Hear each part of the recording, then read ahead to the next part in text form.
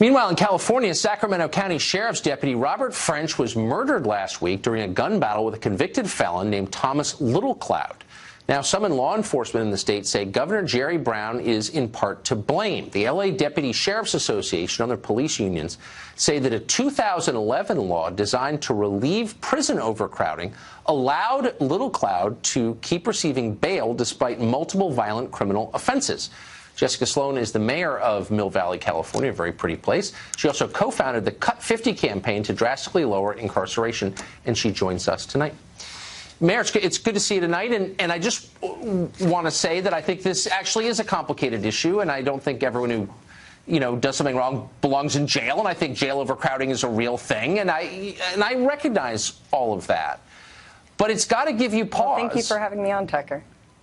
Well, thank you for coming. So again, I think it's a complex issue, but if law enforcement is saying that laws designed to lessen prison overcrowding are resulting in the murder of law enforcement officials, that's got to give you a reason to stop and assess whether this is achieving what you wanted it to achieve.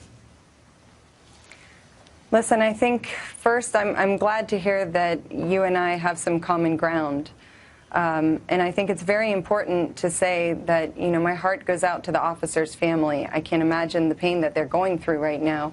And the entire police force here in California mourning the death of one of their fellow public safety officers. This is truly a tragedy.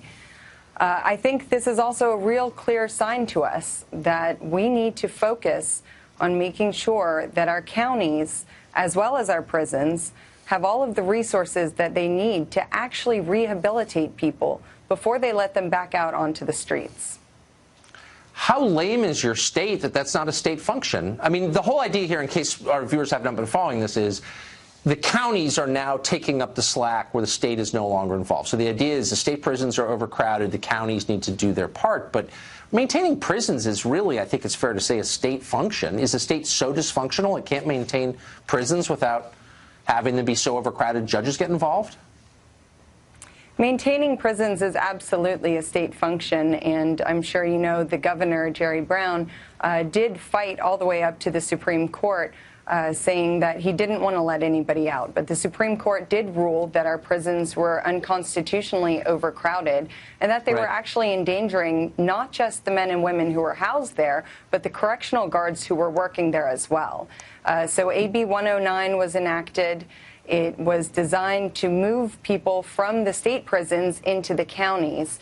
What's very, very clear from this case and others is that the counties do not have the resources that they need to actually rehabilitate people.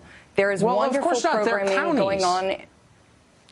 Well, but, we can get them funding to replicate some of the cognitive behavioral programming that's going on in the prisons that actually makes people think about the criminal behavior they've done and start thinking in more of a pro-societal form.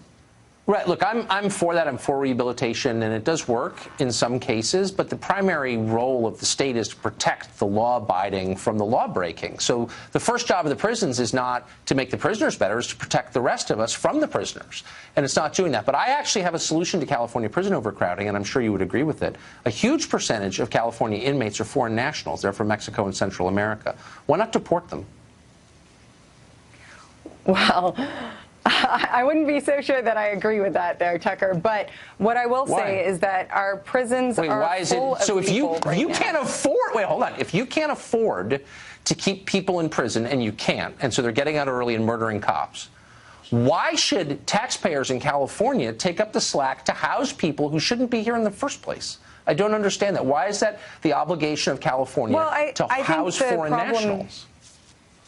I think the problem is a lot more complicated than that. I think if we're looking at the resources, we can follow models that are working in states like Texas and Utah and Louisiana, where they're actually reallocating their resources instead of just housing people. They're using their resources to rehabilitate them for victim services, for crime prevention, to strengthen local governments. I get it. Those are all great. That's all great, and I'm for free ice cream and ponies for everybody. But if you can't afford to keep people locked up, dangerous people, like California, for example, won't tell us, the public, what percentage of its inmates are foreign nationals. Why is that? Oh, I'll tell you why. because illegal aliens are a massive political bloc in California, and they've got politicians in their pocket, and they're being protected by politicians. But why shouldn't I, as a native Californian, have a right to know what percentage of the prison population is not American citizens?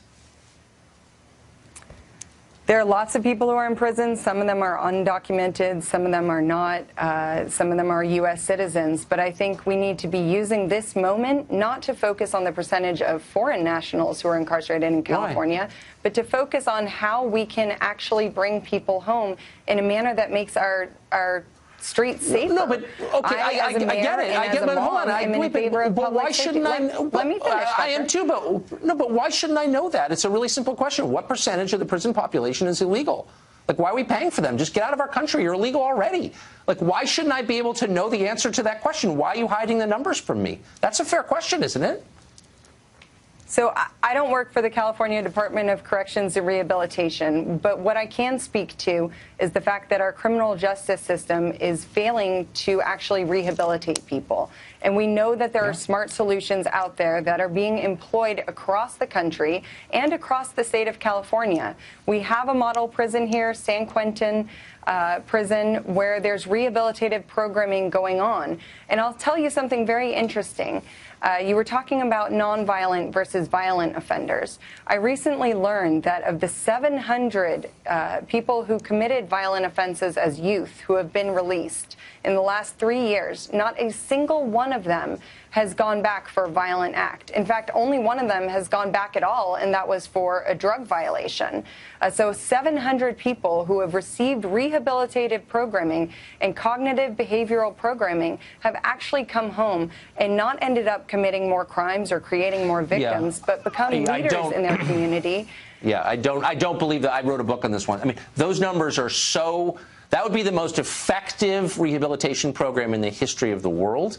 If that's really true, I'm happy to show you it should be replicated everywhere. I'm happy to show you the numbers for the folks who came home under SB 260 and 261.